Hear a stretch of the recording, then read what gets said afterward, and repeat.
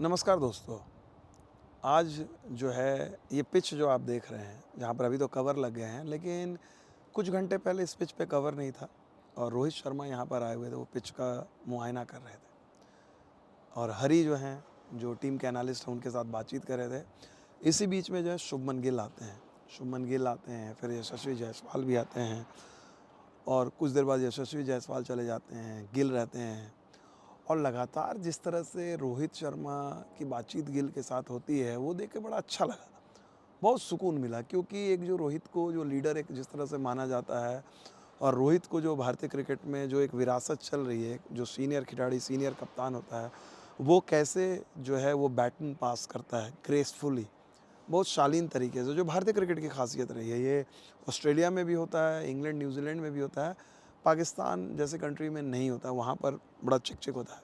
और यहाँ पर भी लोगों को लगता है कि अरे यार ये हुआ होगा, वो हुआ होगा, बहुत सारे लोग कॉन्स्पिरेसी थ्योरी भी करते हैं। लेकिन जो तस्वीरें हमने देखी, गिल एक गुड बॉय स्टूडेंट की तरह जिस तरह से रोहित को सुन रहे हैं, रोहित उनके लिए रोहित भाई हैं। आपको बता दें कि पिछले जब से शुभमन गिल खेलने आए हुए हैं, रोहित ने उनको जिस तरह से बैक किया है।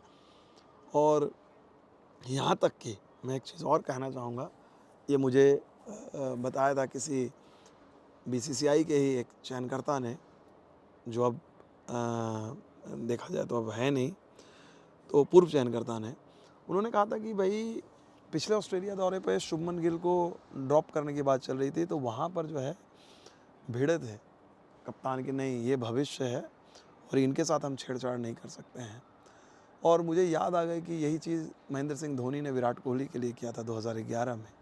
तो कई चीज़ें, the more the things change the more they remain same, मतलब बहुत सारी चीज़ें बदलती हैं लेकिन बहुत सारी चीज़ें वैसी ही रहती हैं। तो ये है भारतीय क्रिकेट का एक जो दिग्गज है, वो किस तरह से युवा खिलाड़ियों को उत्साह बढ़ाते हैं, उनके लिए आगे जो है रास्ता सहज करते हैं, वो देखने को मिला यहाँ पर। जायसवाल भी थे, Jaiswal was also picking his brain. तो बहुत देर तक, इतना ही नहीं, कल भी हमने देखा था कि रोहित शर्मा किस तरह से गौतम गंभीर के साथ इंटरेक्ट कर रहे थे। तो एक जो सेंस मिलता है कि रोहित भले ही इस टीम का कप्तान नहीं है, पूर्व कप्तान बन गए हैं, लेकिन जो उनका एक इन्वॉल्वमेंट है, एक सीनियर खिलाड़ी की तरह, एक लीडर की तरह, वैसा ही है। He is doing his best to, मतलब जो भी उनकी स्ट्रैटेजी के टर्म्स में, इनपुट्स के टर्म में जो भी सलाह है, या गाइड करना या ईज़ आउट करना, कि ज़रूरी नहीं है कि आप सिर्फ स्ट्रैटेजी की बात करो, आप नॉर्मली बात करते हो कि ऑस्ट्रेलिया में कप्तानी करने का अनुभव कैसा रहता है, आप पहली बार कर रहे होते हो तो कैसा लगता है, क्राउड कैसे रिएक्ट करता है, ये जिम्मेदारी कैसे होती है। तो वो चीज़ जो है रोहित और गिल के बीच में वो देखने को अच्छी लगी।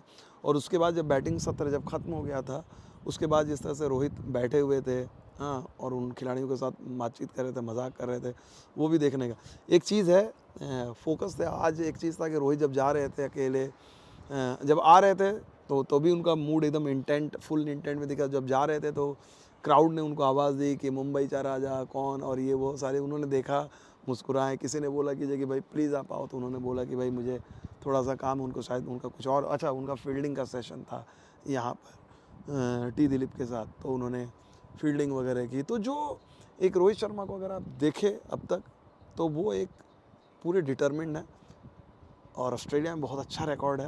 उनको पता है कि इस सीरीज़ में रन बनाना बेहद ज़रूरी है। आप लोग की क्या राय है, ज़रूर दीजिएगा। बहुत बहुत शुक्रिया।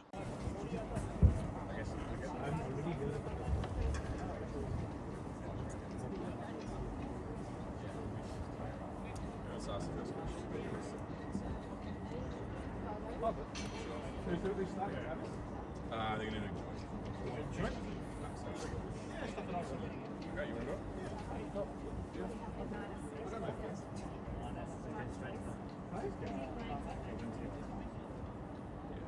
That's gonna be great. Junior roles. That's great.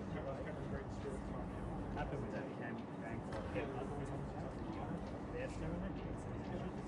the pressure about it. Just right after match.